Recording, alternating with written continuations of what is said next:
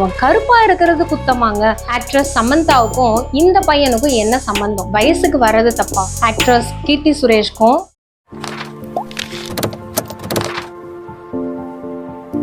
Side கேப்ல psychology கத்துக்கலாமா?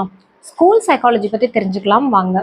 15 வயசு பையன் கேரளால நடந்த உண்மை சம்பவம்.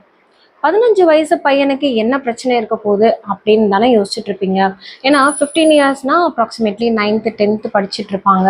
அப்படின்னா 9th 10th இந்த 11th 12th இந்த ஏஜ் குரூப் வரும்போது சைல்டுஹுட் டேஸ்ல இருந்து அடோலசன்ட் ஏஜ்குள்ள அந்த டீனேஜ்குள்ள போற வயசு. நம்ம வந்து ஒரு மிடில் அடோலசன்ஸ் கூட சொல்லலாம். இந்த மிடில் அடோலசன்ஸ்ல தான் அவங்களுக்கு பாடி ஷேமிங்கா இருக்கட்டும், இல்ல படிக்கல, அகாடமிக் ப்ரெஷர், இல்ல அவங்களோட இமேஜ் ரிலேட்டடான ப்ராப்ளம், இந்த மாதிரி ஏதாவது ஒரு சின்ன விஷயம் அவங்களோட ஈகோவை ஸ்டிமுலேட் பண்ற மாதிரி ட்ரிகர் பண்ற மாதிரி இருந்துச்சுனாலும் ஈஸியா ரியாக்ட் பண்ணிடுவாங்க.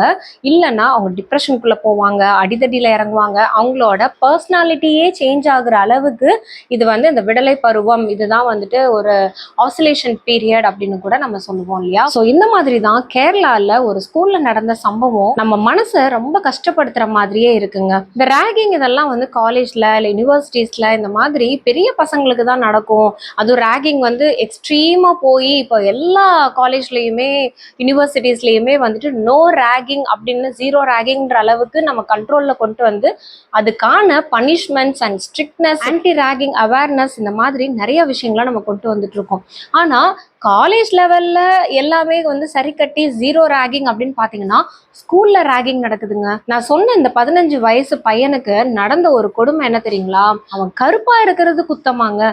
கருப்பா இருக்கிறதோ இல்ல ரொம்ப ஃபேரா இருக்கிறது, முடி சுருட்டையா இருக்கிறது, இல்ல முடியே இல்லாம இருக்கிறது, இளநரை, அந்த சின்ன வயசுலயே வந்துட்டு ஒயிட் ஹேர்ஸ் வர்றது, அண்ட் ஹைட்டா இருப்பாங்க, சில பேர் வந்து குட்டையா இருப்பாங்க. இதெல்லாமே ஒரு பாடி இமேஜை கிண்டல் பண்றது, கேலி பண்றது, இதுவும் ஒரு ரேகிங் தான். அந்த ஸ்கூல் டேஸ்ல இதெல்லாம் வச்சு கிண்டல் பண்ணும்போது பசங்களோட மனநிலை எப்படி இருக்கும்? ஆனா இந்த பையன் வந்து ரொம்ப ஒரு மன உளைச்சலுக்கு ஆளாயிருக்கான். அவங்க ஃப்ரெண்ட்ஸ் எல்லாமே எப்போ பார்த்தாலும் கிண்டல் பண்ணிட்டே இருந்திருக்காங்க. கிண்டல் பண்றதோட மட்டும் நிப்பாட்டாம, நீ கருப்பா இருக்க, நீ கருப்பா இருக்க, காக்கா மாதிரி இருக்க, இந்த மாதிரி எல்லாம் சொல்லி கிண்டல் பண்ணிட்டே இருந்திருக்காங்க. இவனும் பொறுத்து போயிருக்கிறான். ஸோ இந்த பையனாவது அட்லீஸ்ட் அவங்க ஸ்கூல்ல, ஏன்னா இப்பெல்லாம் வந்து ஸ்கூல் காலேஜ்ல எல்லாத்துலேயுமே ஸ்டூடெண்ட் கவுன்சிலர் ரொம்ப மஸ்ட், சைக்காலஜிஸ்ட் அங்கே இருப்பாங்க. ஸோ அவங்களோட பிரச்சனைகள் பசங்களா இருக்கட்டும் இல்லை டீச்சர்ஸா இருக்கட்டும், அவங்களோட ப்ராப்ளம்ஸ் எல்லாத்தையுமே தனிப்பட்ட முறையில் அவங்க ஸ்டூடெண்ட் கவுன்சிலர் கிட்ட பேசலாம். ஏன்னா அங்கே தான் வந்து அவங்களுக்கு கான்ஃபிடென்ஷியாலிட்டி இருக்கும். அதாவது அவங்க சொல்கிற விஷயங்கள் எல்லாமே அந்த ஸ்டூடெண்ட் கவுன்சிலருக்குள்ள மட்டும்தான் இருக்கும். அவங்க எல்லாருக்கிட்டையும் ஓப்பனாக வந்து ஸ்ப்ரெட் பண்ண மாட்டாங்க. அதுக்கான சொல்யூஷன் என்ன? ஸோ ஸ்டூடெண்ட் கவுன்சிலரோட முக்கியமான வேலை என்னன்னா, அவங்க ஸ்டூடெண்ட்ஸ்க்கு என்ன பிரச்சனை இருந்தாலுமே ஒரு ரூம் ப்ரொவைட் பண்ணி அந்த ரூமில் தனியாக அவங்க போய் பேசுவாங்க, மனசு விட்டு பேசுவாங்க. என்ன ப்ராப்ளமாக இருந்தாலுமே ஒரு கன்சலேஷன் கொடுத்துட்டு அவங்க அதுல இருந்து எப்படி ஓவர் கம் பண்ணி வரணும், மென்டல் ஹெல்த்தை எப்படி மெயின்டைன் பண்ணணும், இந்த மாதிரி சஜஷன்ஸ் எல்லாம் கொடுப்பாங்க. சம்டைம்ஸ் அவங்களுக்கு வந்து தெரப்பீஸும் கொடுப்பாங்க. இந்த மாதிரி எல்லா ஸ்கூல்லையுமே இருக்கும். ஆனா இந்த ஸ்கூல்ல இருக்கா இல்லையான்றது எனக்கு டவுட் தான். அப்படி ஒரு வேலை ஸ்டூடெண்ட் கவுன்சிலர் இருந்திருந்தாலும் ஸோ இந்த பையன் ஏன் போய் அங்க ஸ்கூல்ல கவுன்சிலர் கிட்ட போய் பேசலன்றதும் ஒரு கேள்விக்குறியா இருக்கு. ஏன்னா இது ஒரு நாள் 2 நாள்ல எடுத்த விபரீத முடிவு இல்லை. அந்த பையன் ரொம்ப டம்ப் பண்ணி வீட்லயும் சொல்ல முடியாம, ஸ்கூல்லையும் சொல்ல முடியாம, இது அவனுக்கு வந்து நடந்த அந்த ரேகிங் கொடுமை. இது இப்படியே எக்ஸ்டெண்ட் ஆயிட்டே என்ன இருக்குன்னா, ஸ்கூல் டாய்லெட்ல அந்த கிளாசெட்லாம் இருக்கும் இல்லைங்களா, அந்த கிளாசெட் சீட், அந்த டாய்லெட் சீட்டை வந்து நக்க சொல்லியிருக்காங்க. நாக்கால நீ கிளீன் பண்ணுத அப்படின்னு சொல்லியிருக்காங்க. இதையும் அந்த பையன் பண்ணியிருக்கான். ஏன்னா நீ கருப்பா இருக்க இல்ல அப்படின்னு சொல்லியே ஒரு டீம், அவனோட ஃப்ரெண்ட்ஸே வந்துட்டு நிறைய ரேகிங் டார்ச்சர்ஸ் எல்லாம் பண்ணியிருக்காங்க. அப்பவும் அவன் யாருக்கிட்டையும் போய் சொல்லலை. இது ஒரு நாள் மட்டும் நடக்கல, பல தடவை இந்த மாதிரி பிரேக் பீரியட்ல, லஞ்ச் பீரியட்ல, ஸோ இந்த மாதிரி அவங்க டாய்லெட்ல போயிட்டு டாய்லெட் சீட்டை வந்து நக்க சொல்றது, அண்ட் அவன் ஃபேஸை வந்து அந்த டாய்லெட்குள்ள வச்சு ஃப்ளஷ் பண்றது, இந்த மாதிரி எல்லாம் பல டார்ச்சர்ஸ் வந்து பண்ணியிருக்காங்க. அப்போ கூட அந்த பையன் பயந்துகிட்டு, ஏன்னா அந்த ஃப்ரெண்ட்ஸ் எல்லாம் மிரட்டியிருக்காங்க, நீ இதை வெளியில போய் சொன்ன அப்படின்னா உன்கிட்ட நாங்கள் பேச மாட்டோம், உன்னை எங்க கேங்லேயே சேர்த்துக்க மாட்டோம், ஏற்கனவே நீ கருப்பா இருக்க, இந்த இதெல்லாம் நீ வெளியில போய் சொல்லி எங்களை மாட்டி விடணும்னு நினைச்சா உன்னை கொன்றுவோம் இப்படின்லாம் சொல்லி மிரட்டியிருக்காங்க. அதுலேயும் இன்னும் ஒரு நோட்டபிளான விஷயம் என்ன தெரியுங்களா, இந்த பையன் வேற ஸ்கூல்ல இருந்து இடையில வந்து புது ஸ்கூல்ல ஜாயின் பண்ணியிருக்காப்ல. ஸோ அப்போ அவங்களுக்கு வந்து என்ன சொல்லுங்க, நீ ஏற்கனவே வேற ஸ்கூல்ல இருந்து தானே வந்திருக்க அப்படின்னும் போது அந்த பையனுக்கு ஒரு இன்ஃபீரியாரிட்டி காம்ப்ளெக்ஸை கிரியேட் பண்ணி விட்டுட்டாங்க. அது ஒரு இன்செக்யூராகவும் அந்த பையன் ஃபீல் பண்ணியிருக்கான். ஏற்கனவே ஸ்கூல் மாதிரி வந்திருக்கோம், நமக்கு ஃப்ரெண்ட்ஸ் இல்லை, நம்ம ஃப்ரெண்ட்ஸ் எல்லாம் மிஸ் பண்ணுறோம், இந்த புது கேங்கில் நம்மளை சேர்த்துக்கலன்னா எப்படி இருக்கும். ஏன்னா அந்த ஏஜ் பசங்களுக்கு அந்த குரூப்பிசம் இல்லை தனியாக இருக்கிறதுன்றது ரொம்ப கஷ்டம் இல்லையா. குரூப்பாக இருக்கணும், ஒரு கேங்காக இருக்கணும்னு தான் அந்த ஏஜ் பசங்கள்லாம் லைக் பண்ணுவாங்க. இப்போ யாருமே நம்ம கூட பேசாமல் போயிட்டா நம்ம தனிமையாக இருப்போமே அப்படின்னே அந்த பையன் ரொம்ப ஃபீல் பண்ணி இவங்க சொன்ன எல்லா விஷயங்களையும் அவன் பண்ணியிருக்கான். ரொம்ப ஆக்வர்டான விஷயங்களை கூட பண்ணியிருக்கான். அவனுக்கு ஒரு பாயிண்ட்ல ரொம்ப தாங்க முடியாம ஃப்ரஸ்ட்ரேட் ஆகி அவங்க ஒரு ப்ரீமியம் அப்பார்ட்மெண்ட்ல தான் இருந்திருக்காங்க. 26th ஃப்ளோர்ல அந்த பையன் மேலே இருந்து கீழே குதிச்சு 26 மாடினா நீங்களே யோசிச்சு பாருங்க அந்த பையன் எப்படி இருந்திருப்பான் அப்படின்னு சொல்லி ரொம்ப துடிச்சு பரிதாபமா ஆன் ஸ்பாட்லயே உயிரை விட்டுட்டான். ஸோ ரொம்ப கஷ்டமா இருக்குங்க. ஏன்னா அதுவும் இந்த ரேகிங் ஸ்கூல்லையே வருது அப்படின்னா ஒன்று பேரண்ட்ஸ் கிட்ட ஒரு குழந்தைங்களுக்கு இருக்கிற அந்த கம்யூனிகேஷன் இல்லை அவங்களுக்குள்ள இருக்கிற அந்த ஒரு அன்பு, ஒரு ஃப்ரெண்ட்லினஸ், தோளுக்கு மேலே வளர்ந்துட்டா தோழன் அப்படின்லாம் சொல்றாங்க. ஆனால் எத்தனை பேர் வீட்டில் அடோலசன்ட் பசங்களை பேரண்ட்ஸ் ஃப்ரெண்ட்லியாக பார்க்குறாங்க. சின்ன வயசில் ஃபஸ்ட்டு ஸ்கூலுக்கு அனுப்பும்போது செல்லமாக ஸ்கூலுக்கு அனுப்பி விட்டுட்டு ஈவினிங் வந்ததுமே என்னாச்சு, ஸ்கூலில் எப்படி இருந்தீங்க, ஃப்ரெண்ட்ஸ் எல்லாம் என்ன சொன்னாங்க, சாப்பாடு சாப்பிட்டியா, கொடுத்து விட்ட ஸ்நாக்ஸ் உனக்கு பிடிச்சதா, இப்படியெல்லாம் அன்பாக பேசி நம்ம குழந்தைங்கள கவனிக்கிறோம். ஆனால் அவங்க என்ன பாவம் பண்ணாங்க, வயசுக்கு வர்றது தப்பா, நம்மெல்லாம் அந்த ஏஜை தாண்டி வரமாட்டோமா, இல்லை நம்ம அந்த மாதிரி கிளாஸஸ்லாம் நம்ம கம் அக்ராஸ் பண்ணியிருக்க மாட்டோமா.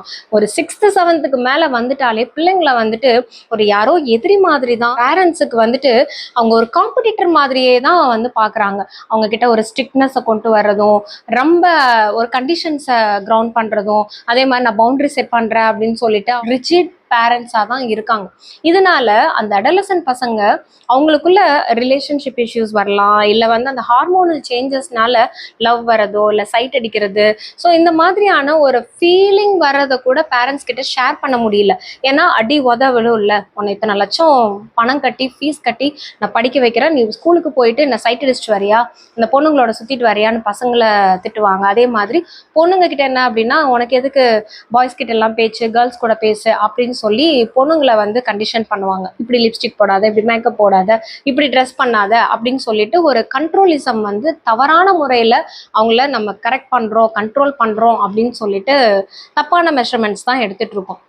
அப்போ நீங்களே யோசிச்சு பாருங்க, அந்த பையனோட மனநிலை. அந்த ஒரு பையன் கிடையாது, எத்தனை ஸ்கூல்ல எவ்வளோ ஸ்டூடெண்ட்ஸ் இந்த மாதிரி அவங்க பேரண்ட்ஸ் கிட்டயும் சொல்ல முடியாம, ஸ்கூல்ல டீச்சர்ஸ் கிட்டயும் சொல்ல முடியாம, சின்ன சின்ன பிரச்சனைகளை அவங்க மனசுக்குள்ள டம்ப் பண்ணிட்டு ஒரு ஸ்ட்ரெஸ்ஃபுல்லான வாழ்க்கை தேவைதானா. அதுவும் நீங்களே யோசிச்சு பாருங்களேன், ஒரு 21 வயசுக்கு அப்புறமா நம்மளோட சிஸ்டம் அந்த மாதிரி தான் இருக்கு. 21 வயசுக்கு அப்புறமா காலேஜ் முடிச்ச உடனே வேலை. அந்த காலேஜ் முடிக்கிற வரைக்கும் தான் ஒரு தனிப்பட்ட ஃப்ரீடம், அதாவது ஒரு தனி மனிதனோட சுதந்திரம், ஜாலியா ஃப்ரெண்ட்ஸோட அரட்டை அடிக்கிறது, வெளியில போறது, ஹாப்பியா இருக்கிறது, ஃப்ரெண்ட்ஸோட கேங்கா இருக்கிறது, பேசுறது, பழகுறது, இந்த மாதிரி நிறைய ஃபன்னான விஷயங்கள், எக்ஸ்ட்ரா கரிக்குலர் ஆக்டிவிட்டிஸ், ஸ்போர்ட்ஸ்ல போய் ஜாயின் பண்றது, டான்ஸ் பண்றது, மியூசிக் கத்துக்கிறது, இந்த மாதிரி நிறைய ஹாப்பியா ஒரு ஸ்ட்ரெஸ் இல்லாம வாழக்கூடிய வாழ்க்கையில மொத்தமாவே 21 வயசு வரைக்கும் தாங்க. அதில் ஒரு சில பேருக்கு அந்த ஸ்கூல் படிக்கிற வரைக்கும் தான் அந்த குடுப்பனையும் இருக்கும். காலேஜ் வந்துட்டா பார்ட் டைம் பார்த்துட்டே அவங்களோட குடும்ப சூழ்நிலைக்கு ஏற்ற மாதிரி சில பசங்க மாறிக்கிறாங்க, ரெஸ்பான்சிபிலிட்டிஸும் எடுத்துக்கிறாங்க. 21 இயர்ஸ்க்கு அப்புறமா வேலைன்னு ஆரம்பிச்சிட்டாங்கன்னா, ஜாபுக்கு போகிறதோ இல்லை கரியர் அவங்க ஸ்டார்ட் பண்ணிட்டாங்கன்னா, யோசிச்சு பாருங்க, அவங்க கல்யாணம் பண்ணி குடும்பத்துக்குள்ளே போய் அவங்களோட அந்த பசங்களோட குழந்தைங்க எடுத்துட்டு அப்படின்னு சொல்லிட்டு அப்படியே அந்த லைஃப் ஜேர்னி ஒரு ஸ்ட்ரெஸ், கமிட்மெண்ட், ஓடணும்னு சொல்லிட்டு இஎம்ஐ, இந்த மாதிரி எல்லா விஷயங்களையும் மாட்டிக்கிட்டு தவிச்சிட்டு தான் இருக்கணும். ஒரு 21 வயசு வரைக்கும் பசங்க அவங்களோட ஒரு லிபர்ட்டியை, அவங்க ஹாப்பியாக இருக்கிறத, அவங்களோட மென்டல் ஹெல்த்தை பாதுகாக்க வேண்டியது அடல்ட்ஸ் நம்ம தான். ஸோ உங்கள் வீட்டில் இந்த மாதிரி குழந்தைங்க இருக்காங்க, ஸ்கூல் படிக்கிற பசங்க இருக்காங்க அப்படின்னா தயவு செஞ்சு மனசு விட்டு பேசுங்க அவங்கக்கிட்ட. அவங்களுக்கு ஒரு பேம்பரிங் கொடுக்க வேண்டாம், அட்லீஸ்ட் அவங்க ஸ்கூலில் என்ன நடக்குது, அவங்களோட மென்டல் ஹெல்த் எப்படி இருக்குது, ஃப்ரெண்ட்ஸோட எப்படி இருக்காங்க, பழகுறாங்க அப்படிங்கிறது எல்லாமே நீங்கள் அவங்கக்கிட்ட மனசு விட்டு பேசுனீங்கனாலே அவங்களும் உங்களை ஃப்ரெண்டாக கன்சிடர் பண்ணுவாங்க. அந்த ஃப்ரெண்ட்ஷிப் மூலயமா உங்களுக்கு அவங்க என்ன வழியில் போகிறாங்க, தப்பான வழியில் போகிறாங்களா இல்லை அவங்க சரியாக தான் இருக்காங்களான்றத நீங்கள் ஒரு கூடையே இருந்து கைட் பண்ண முடியும். ஜான்வரியில் இந்த சம்பவம் நடந்திருக்கு, இந்த பையன் இறந்துட்டான். ஆனால் அவனோட அப்பார்ட்மெண்ட்லேயே மாடியிலேருந்து குதிச்சு உயிரை விட்டதுனால ஸ்கூல் வந்து பொறுப்பேற்றுக்க முடியாதுன்னு சொல்லிட்டதுனால அவங்க பேரண்ட்ஸ் தீர விசாரிச்சு அவங்க பேரண்ட்ஸ்க்கு கூட தெரியலங்க எதனால இந்த பையன் இந்த மாதிரி விபரீத முடிவை எடுத்தான் அப்படின்னு சொல்லிட்டு விசாரிச்சு பார்த்ததுக்கு அப்புறமா தான் இவ்வளோ பெரிய கொடுமையான விஷயம் அவங்க பையனுக்கு நடந்திருக்கு அப்படின்னு தெரிய வருது. அதுக்கப்புறம் வித் ப்ரூஃபோட அவங்க ஸ்கூலில் போய் பேசுகிறாங்க. பிரின்ஸிபலும் எதுவும் பிடி கொடுக்கல. அவங்க வந்து விசாரிக்கிறோம் அப்படின்னாங்க. போலீஸில் போய் கம்ப்ளைண்ட் பண்ணாங்க. அவங்களும் வந்து விசாரிக்கிறோம் அப்படின்னு தான் சொல்லியிருக்காங்க. அதுக்கப்புறம் அவங்க பேரண்ட்ஸ் வந்து இந்த பையனுக்கு நியாயம் கிடைக்கணும், இந்த மாதிரி எத்தனை பேருக்கு இந்த ஸ்கூல்லையே ரேகிங் நடக்குது, எவ்வளோ பேர் வந்து இந்த மாதிரி பாடி ஷேமிங்க்கு உள்ளாகுறாங்க அப்படிங்கிறதெல்லாம் அவங்க பேரண்ட்ஸ் மற்ற பசங்களையும் தாப்பசங்களா நினச்சிட்டு ட்வீட் பண்ணுறாங்க. ஸோ இந்த மாதிரி சோஷியல் மீடியாக்குள்ளே அவங்க போட்ட அந்த போஸ்ட்டை பார்த்துட்டு செலிபிரிட்டிஸ் கூட இதை சப்போர்ட் பண்ணுறாங்க. ஆக்ட்ரஸ் கீர்த்தி சுரேஷ்க்கும் ஆக்ட்ரஸ் சமந்தாவுக்கும் இந்த பையனுக்கும் என்ன சம்பந்தம்? இந்த 2 ஆக்ட்ரஸுமே அவங்களோட ஹியூமனிட்டி இந்த நியூஸை பார்த்த உடனே அதுக்கு அவங்க ஹேஷ்டேக் போட்டு சப்போர்ட் பண்ணுறதுக்காக இந்த அவேர்னஸை ஸ்ப்ரெட் பண்ணிட்டு இருக்காங்க. ஸோ நம்மளும் நம்மளால முடிஞ்சதை இந்த வீடியோவை அவங்களோட ஃப்ரெண்ட்ஸ்க்கும் ஷேர் பண்ணி அவங்களுக்கு சப்போர்ட் பண்ணுவோம். அண்ட் இந்த மாதிரியான சம்பவங்கள் ரேகிங் பாடி ஷேமிங்காக ஒரு உயிரை நம்ம இனியும் இழக்க வேண்டாம். Take care of your mental health. நன்றி, வணக்கம்.